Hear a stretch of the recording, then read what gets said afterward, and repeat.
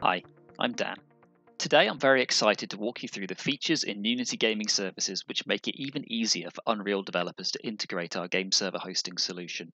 These include a software development kit for Unreal Engine 4 and 5, alongside new Unreal specific elements in the onboarding flow. With Unity Gaming Services, we're helping developers build games their way.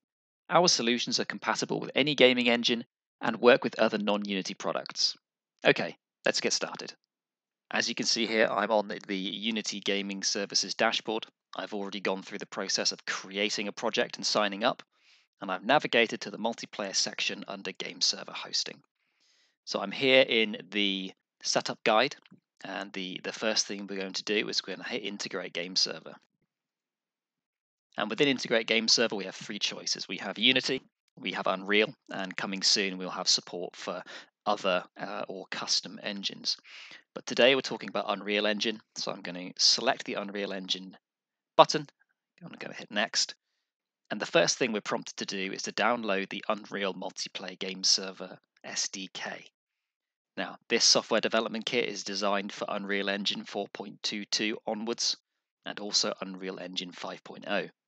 And this package will allow you to integrate your game servers tightly with Unity Game Server Hosting and provide a rich set of features to help you integrate with matchmakers to ship metrics on your game servers, which we'll see later on in the video. So the first thing to do is to download this SDK. I'm going to save that to my desktop. And then if we navigate, I can then simply drop this SDK into my Unreal Engine build. So I'm going to drop this into the plugins folder. And now I'm going to extract that out into this plugins directory. So I'm simply going to use this tool to extract it here. That is now extracted, and we don't need the zip file anymore. So within the Multiplay Game Server SDK folder, we have all of the resources and tools in which to make use of that within your game server. Okay, so now I can jump over to my Unreal editor. So I already have a project started here. I've done most of the work I need to get my game ready to use, and now we can validate the Multiplay Game Server SDK. So to check that this is actually installed, I'm going to go to Edit, and I'm going to go to Plugins. And then in the Plugins window, we can see under Code Plugins, the Multiplay Game Server SDK is installed and it is enabled. And that means we're now ready to use the SDK and we're ready to start plumbing that into our code base. This is available under both the Blueprint system and also as a C++ plugin. In this case, I'm using it in C++ mode. If I jump over to my code editor, I've already hooked up the SDK into my game server. So I'm using the server query handler subsystem, and I'm using the game server subsystem also. So I've added that to my header file, and I've been able to use that in my game session class to do things like reporting metrics, to track the number of players on my server, to be able to provide metrics on my game server to Multiplay. So now that this is ready, what I can do is we can actually build our game server. We can set up the Unreal editor to compile a dedicated game server as well as a client build. Worth noting at this point, to build a dedicated game server with Unreal Engine, you do need to be using a source version of the Unreal Engine. And what I mean by that is you need to compile the Unreal Engine and compile the Unreal editor from the source code, for which you will need to be on the Unreal Engine GitHub also. Please check out the documentation on the unrealengine.com to figure out how to do this. But for now, I've already done this. I've compiled my client build already, and I have set up my editor with a build target for server. So I've got my server build target as well as my normal client build target. So for now, I'm going to build a Linux version of this project with the game server build target. And I'm going to save that into this folder. Now at this point, this might take some time, and your mileage will vary depending on how fast your machine is. So for now, we will skip ahead to a pre-compiled version of this build that I made earlier. Okay, so now our dedicated game server has finished compiling and being packaged by the Unreal editor. So now I'm going to jump back to the Unity dashboard and back into Game Server Hosting. So I've already clicked Finish on the Integrate Game Server section, and I'm now going to create a build. Now, a build is all of the files needed to run your game servers. Think of it as a wrapper or a package for all of your files that we just compiled using the Unreal editor. You can have any number of builds in a single project on the Unity dashboard. The recommendation is to have at least two, an A build and a B build. And what this will enable you to do is, in conjunction with build configurations that I'll talk about later, allow you to dynamically switch between versions of your game to enable zero downtime patching. So I'm going to call this third person MP. I've built a Linux. This is a dev build. This is a Linux version of the operating system that we're going to be running on, as that's what we compiled our game server for. And I'm going to use direct file upload. We can also use container images here. And now our build will be prepared by Game Server Hosting Backend.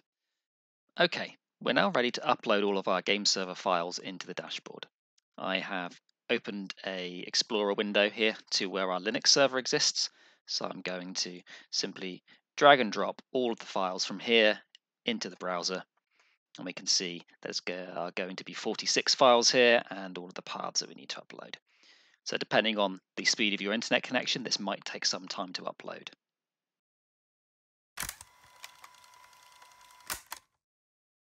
Okay, our files have uploaded successfully and everything is ready now to use. And now we can see that we have version 1 of our third-person MP dev build ready to go. So the next thing to do is create a build configuration. A build configuration connects a build to a fleet and specifies how game server hosting will run your game servers. Think of it as a collection of your configuration, all the variables and launch parameters your game server needs. I'm going to give this a name. Notice that I'm referring to this as an A build. Similarly to the build system, we recommend that you have at least two build configurations, an A configuration and a B configuration mapped to the respective A and B builds. Build configurations are how your matchmaker, if you're using one, will refer to your game servers when it requests a match. You'll want a server running a particular build configuration and ergo a particular build. So that lets you switch between builds dynamically. I'm going to select the build I created earlier. And then I'm going to select my executable, which in this case is a shell script in the root of the build. The next thing is query. Query is how game server hosting gets metrics or statistics from your game server. For example, the number of players currently connected to that server. We support 3 different protocols for this. There is SQP, the in-house protocol, which is supported by the Game Server Hosting SDK, A2S, which is supported by the Steam SDK developed by Valve, and finally, if your server has no support for querying metrics, you can disable this feature altogether. As we are using the SDK, I'm going to stick with SQP. Next up is launch parameters. These are passed to the executable at the point the process is started, and this is really how your game server will be launched. I'm going to paste in some defaults here, or some pre-prepared launch parameters that I know work well with Unreal Engine. So I'm going to specify the port for game traffic, the port for query traffic, and the directory for my log file. Notice that some of these are surrounded by $signs. That just means that these are dynamic. They will be replaced by Game Server Hosting's backend system at runtime with the real values. You'll get a dynamic port and a dynamic query port also. Similarly with the path to the log directory, due to requirements around how Unreal Engine works, we have to do some traversal back up the file tree here, and also to make that compliant with how Game Server Hosting backend works. So that's how this needs to be set up. Next up is configuration variables. This is an optional system that allows you to dynamically inject variables into a file called server.json.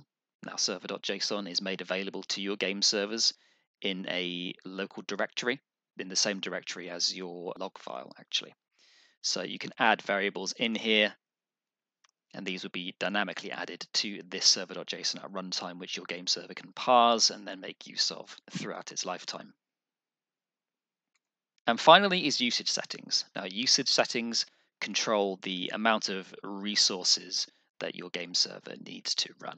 And this is a very important configuration as it will have an impact on the density, the number of servers that you're running on each particular backend machine. And that has an impact on the cost of running your game server. So these values should be crafted in such a way that it reflects the peak usage of your game server. If you're running a battle royale game, for example, your peak usage will likely be at the start of the game when there's most players connected. So having accurate values here is very important. For now, as we're just doing a quick play test, we're just going to leave these at the default, and that should be adequate for our needs. And we're going to hit finish. Okay, so the last thing for us to do is create a fleet. And a fleet is a collection of game servers that will host your game in specific regions. You can think of this as the way in which you're going to scale out your game servers across the globe. So we're going to call this our dev fleet. We are running Linux, as we saw earlier on, from our compilation of the server and from our build. And we're going to select our build configuration that we made before. You could select multiple configurations here if you had them. Next up is scaling settings. And scaling settings is going to define where around the world your game servers are going to be deployed and also how many game servers you want. So I'm going to select Europe. And I'm then going to enter how many minimum available servers I want and how many maximum available servers I want. Minimum available servers defines the number of servers that are online and available to handle an incoming allocation or are able to handle a new match. If you have a minimum available server value of 1, and that server gets tied to a match, it gets allocated, the system will create you another server, which is then available. So it's a buffer. It's the buffer value above how many matches you have running. So if you have this always set to 1 but no matches, that server will be running even though it isn't doing anything. So as it says in the banner, if you're trying to limit costs, a minimum available of 0 may be a preferable choice. Similarly, you can set maximum servers, and maximum servers is the upper limit for how many servers you want to run. Without a maximum servers value, incoming requests for matches will always be satisfied, so you'll get a good experience and low wait times for your players, but it does mean that you'll be running effectively an unbounded amount of servers. As we're only doing a play test, I only want 1 server, so want a maximum of 1 for now, and that will limit the amount of servers that we have running. I'm going to hit finish. And now in the background, Game Server Hosting is going to be deploying our fleet, rolling out our content and our game server, and making that available for folks to start playing with. So while we're waiting for that, let's do a quick recap. We created a build. We can see here we have a build ID. We have a latest version here, version 1, and we have 1 build configuration attached to it. It was a direct file upload, and it runs on Linux. Similarly, we could have created a container image here and pushed that up with the Docker SDK, but we decided to go with a file upload route in this case. We can see all of our files here in the build edit view. We could update files here, we can delete files here. This is the way in which we can change this build going forward. We can see the history of our build, and we can see where it has been installed also. We created 1 build configuration, which was tied to our build, which we just saw. We have our executable, we have our launch parameters, we have our configuration variables, and we have our usage settings. All of this is editable, this is deletable also, and we can have multiple builds here also. And we can also see the fleet that we created. We can currently see the fleet is marked as online. If our scaling settings were different, the fleet would be marked as offline. If we had 0 servers and 0 maximum servers, we would see an offline fleet. But from here, we can see the fleet ID, the operating system the machines are running. We can see the build configurations, and we can also see our scaling settings. We can add more build configurations here if we want to also. And we can add more regions in which we want to run our game servers. For now, we're just running in 1 region, which is Europe. Okay, and by now we should have servers ready. And we do. We can see that being created in the Europe region that we specified earlier. Worth noting at this point that we do have more servers available here than we configured on our fleet. And the reason for that is that Game Server Hosting will make the most of available hardware or capacity that it has on your fleet. If there was space for more servers on a particular machine, they will be created, which is what has happened in this case. The reason for that is that it's quicker to start an existing server than it is to create a new one. And what that means in practice is even though you don't necessarily have the configuration for these servers up front, they won't incur any additional cost unless those processes are running. So this isn't going to cost you any more by having these 8 servers here, even if you're only using one of them. The machine will be online irrespective. So the ultimate cost to you isn't going to be any more. It's no more storage costs, no more egress costs, no more problems like that. So next up, let's go back to the setup guide and complete things off. So the final thing to do in the setup guide is create a test allocation.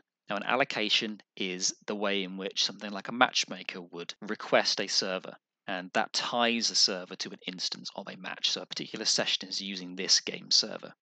So let's create a test allocation. I'm going to use the dev fleet that we created a moment ago, our Europe region, and our build configuration. And we're going to hit next and run the test allocation. And we can see we have a test allocation ID, we have a server IP and a port, and we have a limited amount of time in which to run this test match. And what this means now is we can actually fire up our game client and start connecting to this game server. So if we hit finish here, I'm going to copy the clipboard there and just jump back to the servers view just to show you in this servers view that we can see it was the top server here that was allocated. It now has the allocated status. Okay, so I'm going to jump back to my folder with my Unreal game in it. I'm going to go into packaged, and I'm going to go into the Windows No Editor folder because that's where the client lives. And then I'm going to start the game client.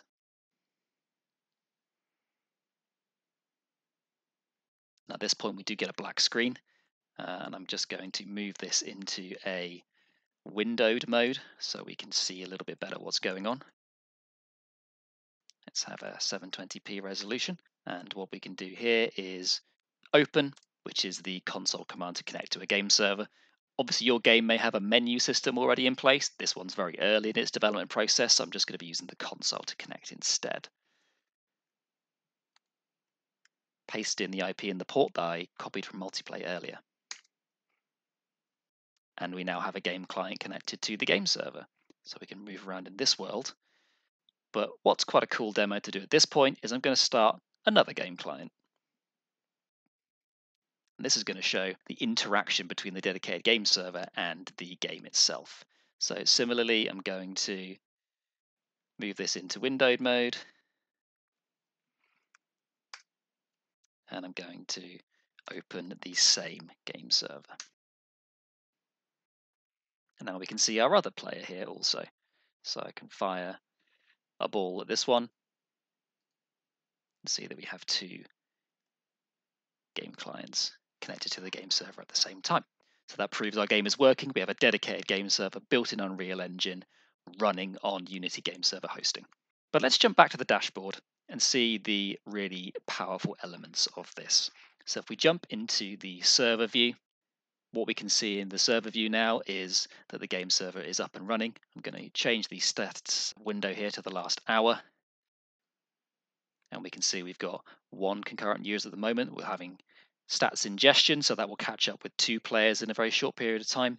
We can also see the amount of memory our game server is using and the amount of CPU usage it's using. So great for benchmarking a game while it's in its development phase. We can go to the Events tab, and we can see that the server was started using the build configuration. And we can also go to the Logs tab. Here we can see the engine.log file we specified earlier. We can see how the game server started up and all the log output that it's generated so far. We should be able to do something like searching this for on allocate. And this is a custom piece of code that I registered in my C++ class here to the onAllocate callback. And the onAllocate callback was registered with the Game Server SDK that I integrated with my game earlier. So this proves that the callback function is being run. I could use this to load assets, to start the match, to register with another system, for example. But this has proved that the SDK is working and has informed the game server when it's been allocated. And finally, let's go to the overview page to show us everything that we've done so far. We're in our production environment. We can see we've got 2 live concurrent users, both connected from my machine right now. We can see that's our peak in the last 7 days. We've had no crashes, we've had no major events, so things are looking good for a first playtest. And that sums up how to run a dedicated game server built in Unreal Engine on Unity Game Server Hosting. Thank you.